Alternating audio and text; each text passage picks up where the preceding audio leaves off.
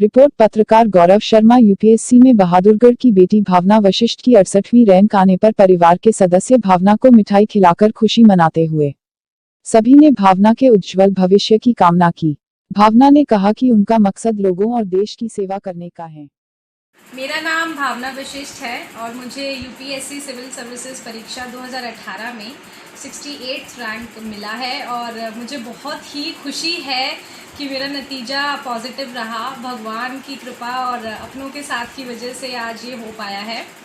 मैंने software engineering में BTech की है एनआईटी इलाहाबाद से इंफॉर्मेशन टेक्नोलॉजी में। फिर मैंने 2 साल प्राइवेट जॉब की, पर प्राइवेट जॉब में इंटरनल सेटिस्फैक्शन नहीं आ पाया। लोगों के लिए कुछ करने की इच्छा थी, अपने आप को देश के किसी भी काम में ला पाने की, बेटियों की मदद करने की, सबकी कुछ ना कुछ किसी काम आ जाऊं, इस इच्छा ने मेरे अंदर सिविल सर्विसेज के लिए अपीयर होने का एक विचार डाला। और मैंने दूसरे टर्म में मैंने 2017 में भी अपना अटेम्प्ट लिखा था, बट मैं प्री नहीं क्वालिफाई कर पाई। फिर मैंने 2018 में अपना पेपर दिया और भगवान की दया से जो है इस बारी हो पाया है सिलेक्शन मेरा। मैं अपने परिवार वालों का बहुत बहुत इसमें धन्यवाद करती हूँ कि उन्होंने पल पल मेरा साथ दिया, मुझे डिमोटिवेट होने से बचाया और एक पॉजिटिव आउटलुक दिया। मेरे माता पिता भी सरकारी नौकरी में हैं, तो उन्होंने हमेशा पूरी ईमानदारी के साथ अपनी नौकरी की है और उन्होंने हमेशा हमें भी यह शिक्षा दी है कि अपनी देश के लिए ईमानदारी बरतना सबसे पहला धर्म है हमारा। तो उम्मीद है कि मैं अपने माता पिता की इस संदेश को आगे भी अपनी सर्विस में कैरी कर पाऊँगी। सिविल सर्विसेज परीक्षा की तैयारी करते हुए कैंडिडेट के दिमाग में बहुत बार ख्याल आते हैं कि क्या उसे करना चाहिए, कि क्या मैंने सही स्टेप लिया, क्या मैंने अपना जो पुराना करियर था वो छोड़ के सही मुकाम हासिल कर भी पाऊँगा कि नहीं कर पाऊँगा। तो इसमें मेरा ये कहना है कि हमारा काम तो सिर्फ कर्म करना है, फल तो भगवान के हाथ में है। हमें अपनी पुरानी गलतियों से सीखना चाहिए, एनालाइज करना चाहिए और सही रास्ता देख के सिलेबस के हिसाब से तैयारी करनी चाहिए। कंसिस्टेंसी होनी चाहिए, पेशेंस होनी चाहिए। अगर इन सब छोटी छोटी बातों का हम ध्यान रखेंगे तो हमें सक्सेस ज़रूर मिलेगा।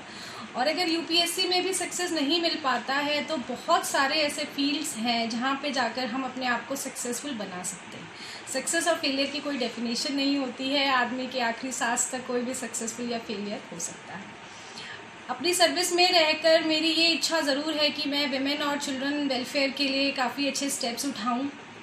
आज के दिन हमारे देश में कुछ महिलाओं की जो स्थिति है, बेटियों की जो स्थिति है, उसको देख के मेरा मन भर आता है और मैं चाहूँगी कि अपनी सर्विस में जाकर मैं कुछ ऐसे ठोस कदम ले पाऊँ कि उनको जो है अपनी जीवन में और आगे बढ़ने में बहुत सफलता मिले, उनके जीवन में भी सुखपूर्वक आगे बढ़ें वो। और बेटी बचाओ बेटी पढ़ाओ प्रोग्राम जो है सरकार का, वो बहुत अच्छा है। ऐसे ही और स्टेप्स मैं अपनी लाइफ में ले पाऊँगी। तो मैं आप खुद एक बेटी हैं, बेटियों को आप क्या संदेश देंगी?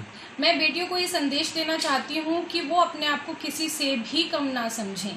वो अपने आप को लड़कों से कम समझती हैं। अगर उन्होंने अपने दिमाग में ये ख्याल डाला तो गलत है। उनको इंस्पिरेशन लेनी चाहिए अपने आसपास से और अपनी फाइनेंशियल और इकोनॉमिक और सारी सिक्योरिटी को बढ़ाने के लिए उनको काम करना चाहिए। और मैं माता पिता को भी ये संदेश देना चाहूँगी कि वो अपनी बेटियों को समझें, उनको आगे बढ़ाने की प्रेरणा देते रहें और उनका हर चीज़ में हमेशा साथ दें। उनमें बहुत ताकत है, वो आगे बढ़ सकती हैं और बहुत कुछ अचीव कर सकती हैं। आज का जो शिक्षा स्तर है वो कैसा है? आज का शिक्षा स्तर जो है बहुत ज़्यादा डिवाइडेड है। एक सेक्शन है सोसाइटी का जो बहुत आगे बढ़ रहा है मैथ्स में, लॉजिकल साइंस में, और एक दूसरा सेक्शन है सोसाइटी का जिसको बेसिक मैथ्स और बेसिक अर्थमेटिक लेवल भी नहीं आ पाता। दुख की बात यह है कि जो दूसरा सेक्शन है वो 50-60% है हमारी पॉपुलेशन का, इवन उससे भी ज़्यादा है। तो शिक्षा स्तर में सुधार लाने की बहुत ज़्यादा आवश्यकता है। सरकार इस चीज़ में कार्यरत है, बहुत ज़्यादा काम किया जा रहा है। मेरी यही इच्छा रहेगी कि और ज़्यादा सुधार आया जाए ताकि 100% बच्चों को अच्छी से अच्छी शिक्षा मिले और उन्हें अच्छे से अच्छे व्यवसाय में। आज लाइब्रेरियाँ नहीं है देखा जाए तो, हाँ जी, क्या बताएंगे? लाइब्रेरीज़ की कमी की वजह से बच्चों को किताबें उपलब्ध नहीं हो पाती हैं, सही में उनको पढ़ने की जगहें भी नहीं मिल पाती हैं। इस केस में जो भी कंसर्न अथॉरिटीज़ हैं और गवर्नमेंट है, उनको इस केस में बहुत ज़्यादा प्रयास करने की आवश्यकता है और अगर ऐसा रहा तो शिक्षा स्तर काफ़ी हद तक सुधर सकता है।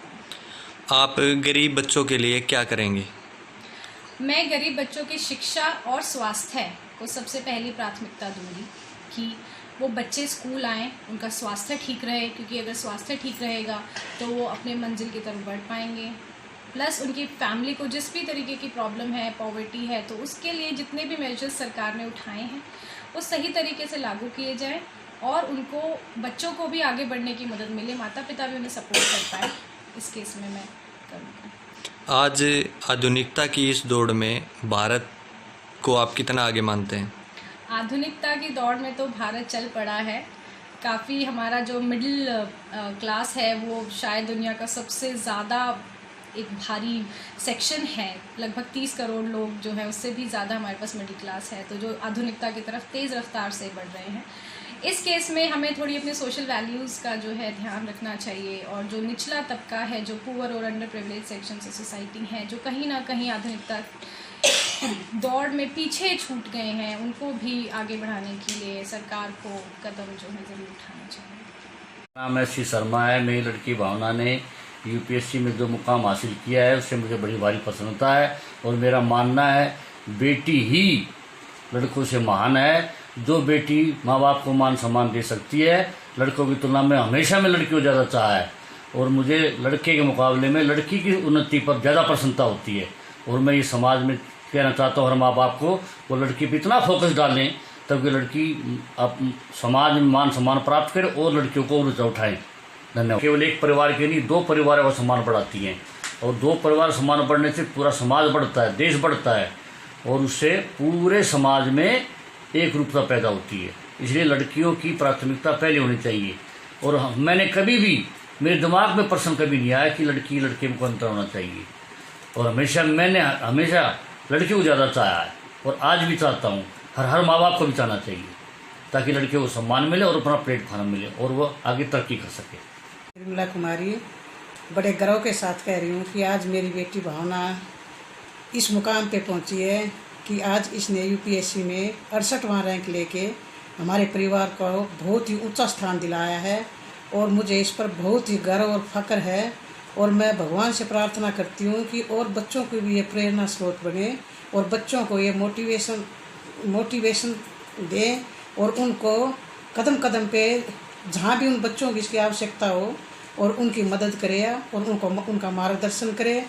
आज मुझे इतना हर्ष हो रहा है कि आज मेरी बेटी भावना की वजह से मेरा सिर गर्व से ऊंचा है, और मैं शब्दों में बयान नहीं कर सकती। आज मुझे इतना हर्ष और प्रसन्नता है। फिर भी बेटी और बेटों में कोई अंतर नहीं किया। जहाँ बेटे और बेटी मेरे लिए हमेशा समान रहे हैं, मैंने इनको समान सुविधाएं दी हैं और समान आगे बढ़ने के अवसर दिए हैं। मैंने यूपीएससी क्लियर किया, आपको कैसा लग रहा है बताएं? मुझे बहुत ही हर्ष का अनुभव हो रहा है कि मेरी बहन ने यूपीएससी में 68th रैंक हासिल की है, और she is the biggest source of inspiration for all the girls and women specially. और हम सब के लिए वो बहुत ज़्यादा इंस्पिरेशनल मोटिवेशनल के लिए काम करेगी कि हम सब भी आगे बढ़ें और अपने भविष्य, अपने देश के लिए कुछ कार्य करें। आपकी बहन ने यूपीएससी क्लियर किया है, आपको कैसा लग रहा है? मुझे बहुत खुशी हो रही है कि मेरी बहन ने आज यूपीएससी में 68वीं रैंक ली है। मेरा भी सपना है कि मैं भी एक आज अपनी बहन की तरह गवर्नमेंट सर्विस में जाऊं, क्योंकि मेरे लिए बहुत बड़ी इंस्पिरेशन मेरी घर पे ही है। तो इससे मैं एक स्ट्रॉन्ग मोटिवेशन लूँगा, अपने कॉन्फिडेंस क्रिएट करूँगा, इसके अंदर आगे कंटिन्यू